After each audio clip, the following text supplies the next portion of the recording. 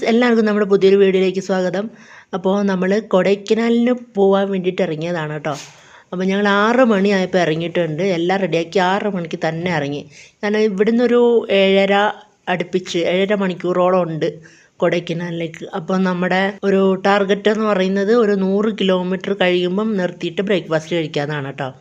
എല്ലാവരും ഉറക്കം തൂങ്ങിയൊക്കെ ഇരിക്കുകയാണ്. എന്നാൽ കൊടൈക്കനാൽ പോകുന്നതിൻ്റെ ഒരു സന്തോഷവും ത്രില്ലും ഒക്കെ ഉണ്ട്. അപ്പോൾ ഞങ്ങൾ പോകാൻ വേണ്ടിയിട്ട് ഇരുന്നപ്പോൾ കുറേ വീഡിയോസൊക്കെ ഞാൻ സെർച്ച് ചെയ്ത് നോക്കി, റോഡ് ട്രിപ്പിൻ്റെ. അപ്പോൾ എങ്ങനെയാണ് പോകുന്നത്, വഴി എങ്ങനെയൊക്കെയാണെന്നൊക്കെ അറിയാൻ വേണ്ടിയിട്ട്. അപ്പോൾ അതിൽ കുറച്ച് വീഡിയോസൊക്കെ എനിക്ക് കൊള്ളാമെന്ന് തോന്നി. കുറച്ച് വീഡിയോസ് ഞങ്ങളെ ഹെൽപ്പ് ചെയ്തിട്ടുണ്ട്. അപ്പോൾ ഞാൻ വിചാരിച്ചു എന്തായാലും ആ റോഡ് ട്രിപ്പ്, ഇപ്പോൾ നമ്മൾ ഫസ്റ്റ് ടൈം പോകുന്നവർക്ക് ഒരു കൺഫ്യൂഷൻ ആയിരിക്കുമല്ലോ, എങ്ങനെ പോകണം, ഏത് വഴി പോകണം എന്നൊക്കെ. അപ്പോൾ ഞങ്ങളിപ്പോൾ പോകാൻ പോണ റൂട്ട് നിങ്ങളെ കൂടി ഒന്ന് പരിചയപ്പെടുത്താമെന്ന് വിചാരിച്ചു. അപ്പോൾ നമ്മൾ ഞങ്ങളുടെ വീടിൻ്റെ അടുത്തുനിന്ന് നിയറസ്റ്റ് പോത്തൻകോട്, വെഞ്ഞാറമൂട്, അവിടുന്ന് MC റോഡ് കയറി സ്ട്രെയിറ്റ് ഒരു 38 കിലോമീറ്റർ ഉണ്ടെന്ന് തോന്നുന്നു. 38 കിലോമീറ്റർ അങ്ങനെ ശബരിമല ബൈപ്പാസ് അങ്ങനെ കയറിയാണ് കേട്ടോ പോകുന്നത്, നമ്മൾ ട്രിവാൻഡ്രത്തുനിന്ന് വരുന്നവർക്ക്. അപ്പോൾ അങ്ങനെ കയറി നമ്മൾ എന്തായാലും ഡിണ്ടിഗൽ, തേനി, കമ്പം ആ റൂട്ട് പിടിച്ചു. കാരണം അത്യാവശ്യം പകലായതുകൊണ്ട് വ്യൂസൊക്കെ ഉണ്ടല്ലോ, അപ്പോൾ കണ്ട് പോരാമെന്ന് വിചാരിച്ചു. ട്രിവാൻഡ്രത്തുനിന്ന് പോകുന്നവർക്ക് വേറൊരു റൂട്ടും കൂടി ഉണ്ട് കേട്ടോ. അത് കുറച്ചും കൂടി സ്ട്രെയിറ്റ് ആയിട്ടുള്ള റൂട്ടാണ്. മധുരയൊക്കെ ടച്ച് ചെയ്ത് പോകണമെന്ന് തോന്നുന്നു. അതൊരു 107-108 കിലോമീറ്ററോളം സ്ട്രെയിറ്റ് ആയിട്ട് ഹൈവേ ആണ് വരുന്നത്. പക്ഷേ ഞങ്ങളിത് സെലക്ട് ചെയ്യാൻ കാരണമെന്ന് വെച്ചാൽ നല്ല വ്യൂസാണ്.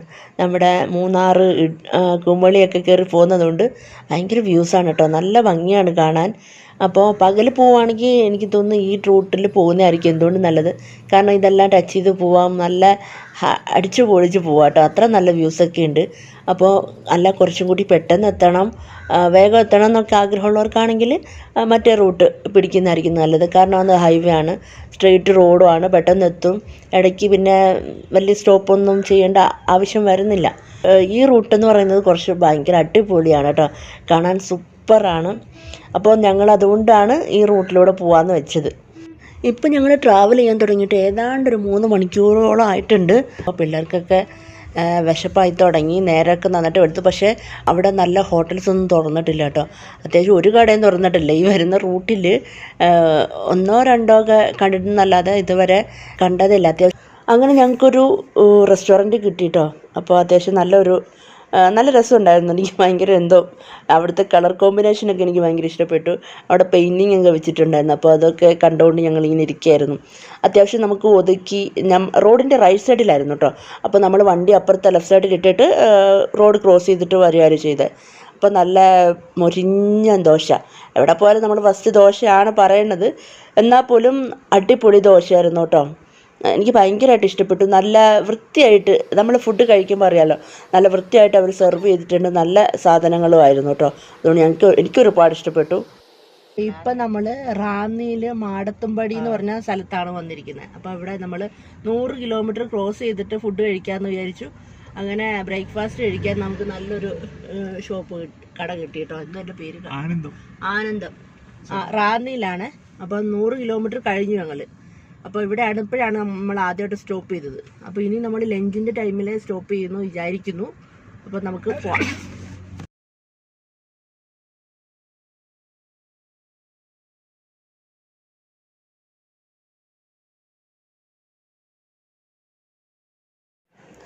അങ്ങനെ നമ്മൾ ശബരിമല ബൈപ്പാസിലൂടെയാണ് കേട്ടോ ഇപ്പോൾ പോയിക്കൊണ്ടിരിക്കുന്നത്. ആ നേരെ കാണുന്ന ഗേറ്റിലൂടെയാണ് ശബരിമലയ്ക്ക് പോകുന്നതെന്നാണ് അവിടെ എഴുതി വെച്ചിരിക്കുന്നത്. കാരണം എനിക്കറിയില്ല, ഞാനിതുവരെ കണ്ടിട്ടില്ല. അപ്പോൾ നമ്മൾ പമ്പയുടെ അടുത്തുകൂടെയാണ് പോകുന്നത്. പക്ഷേ അതിലെ കൂടെ പോയി കഴിഞ്ഞപ്പം ഹസ്ബൻഡ് പറഞ്ഞു ഇതാണ് പമ്പയെന്ന് പറഞ്ഞപ്പോൾ എനിക്ക് ഭയങ്കര എനിക്ക് ഭയങ്കര ഒരു ഇമോഷണലി ഭയങ്കര കണക്റ്റഡാണ്. കാരണം എൻ്റെ കുഞ്ഞിലെ മറ്റേ മാളികപ്പുറം സിനിമയിലെ പോലെ എൻ്റെ കുഞ്ഞിലെ ഞാൻ മാലയൊക്കെ ഇട്ട ഒരാളാണ് ശബരിമലയ്ക്ക് പോകാൻ. പക്ഷേ എന്തോ എൻ്റെ നിർഭാഗ്യമോ എന്തോ ഭാഗ്യക്കേടോ എന്താണെന്നറിയില്ല, എനിക്ക് പോകാൻ കഴിഞ്ഞില്ല. അപ്പോൾ എനിക്ക് ഭയങ്കര ആഗ്രഹമായിരുന്നു അറ്റ്ലീസ്റ്റ് പമ്പയുടെ അടുത്ത് വരെ വന്നിട്ട് പമ്പയിൽ കാലൊന്നും നനയ്ക്കണം, അത്രമാത്രം ആഗ്രഹം ഉണ്ടായിരുന്നുള്ളൂ. അപ്പോൾ അവിടെ വന്നപ്പോൾ എൻ്റെ നെഞ്ചിനകത്ത് വല്ലാത്തൊരു വിങ്ങൽ, ഒരു സഫോക്കേഷൻ ഫീൽ ചെയ്തു. അപ്പോൾ ഹസ്ബൻഡ് നമ്മൾ പോയിട്ട് ഞാൻ പറഞ്ഞു എനിക്ക് തിരിച്ചു പോകണം, അവിടെ നിന്ന് കാല് നനയ്ക്കണം എന്ന് പറഞ്ഞിട്ട് ഹസ്ബൻഡ് അങ്ങനെ തിരിച്ചിവിടെ കൊണ്ടുവന്നിട്ട് അങ്ങനെ ഞാനൊന്ന് കാല് നനച്ചിട്ട് വരാമെന്ന് പറഞ്ഞ് ഞാൻ തുള്ളിച്ചാടി പോയതാണ് കേട്ടോ. എന്തെനിക്ക് ഭയങ്കര ഒരു വൈകാരികമായൊരു നിമിഷമായിരുന്നു. കാരണം എൻ്റെ അച്ഛൻ്റെ കൂടെ കുഞ്ഞിലെ പോകണമെന്ന് ആഗ്രഹിച്ച ഒരാളാണ് ഞാൻ. പക്ഷെ അന്ന് പോകാൻ പറ്റിയില്ല. പക്ഷേ ഈ സിനിമയൊക്കെ ഇറങ്ങിയപ്പോൾ ഞാൻ വിചാരിച്ചു എന്തെങ്കിലും ഒരിക്കൽ പോവുകയാണെങ്കിൽ അന്ന് അച്ഛൻ്റെ കൂടെ തന്നെ പോകണമെന്ന് ആഗ്രഹം ഉണ്ടായിരുന്നു. പക്ഷേ അത് നടന്നില്ല. ദൈവം അതും സമ്മതിച്ചില്ല. അദ്ദേഹത്തിന് അതിന് മുന്നേ നേരത്തെ ദൈവത്തിൻ്റെ അടുത്തോട്ട് തന്നെ വിളിച്ചു.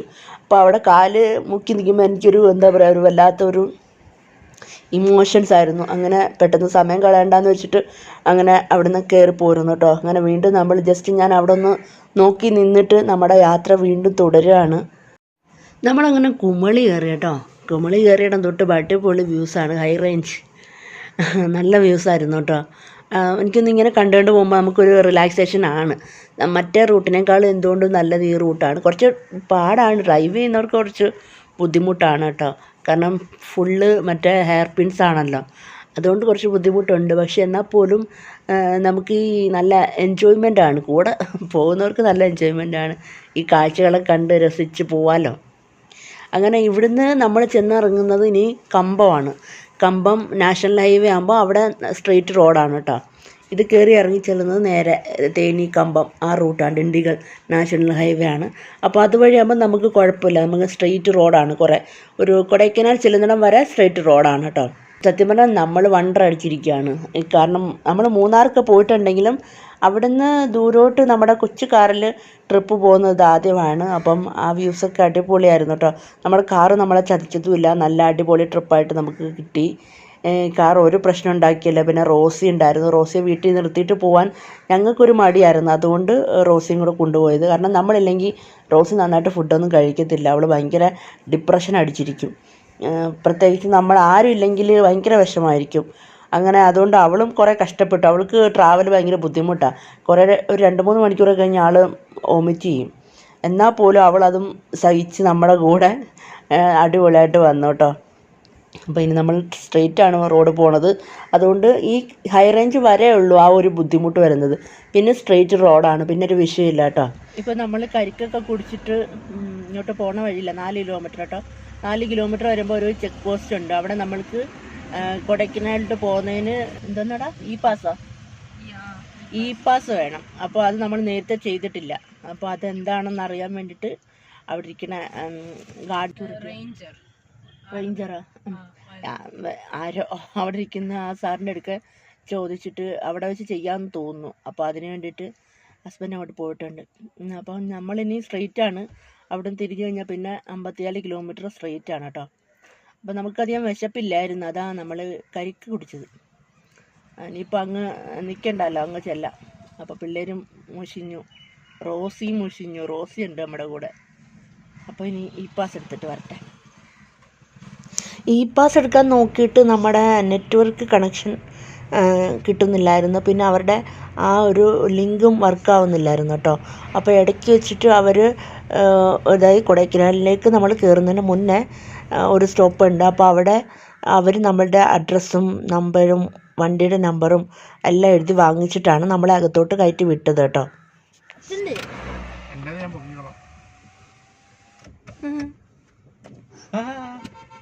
തുറക്കല്ലേ എൻ്റെ പൊന്നോനെ, ചാടി കയറും.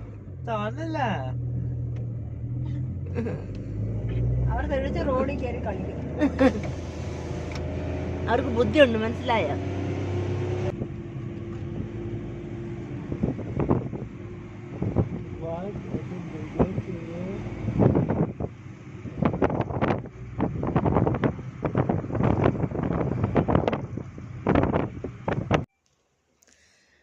അങ്ങനെ നമ്മൾ കൊടൈക്കനാലിൽ എത്തി കേട്ടോ. ഇവിടുന്ന് സ്ട്രെയിറ്റ് 45 കിലോമീറ്റർ ഉണ്ടായിരുന്നു.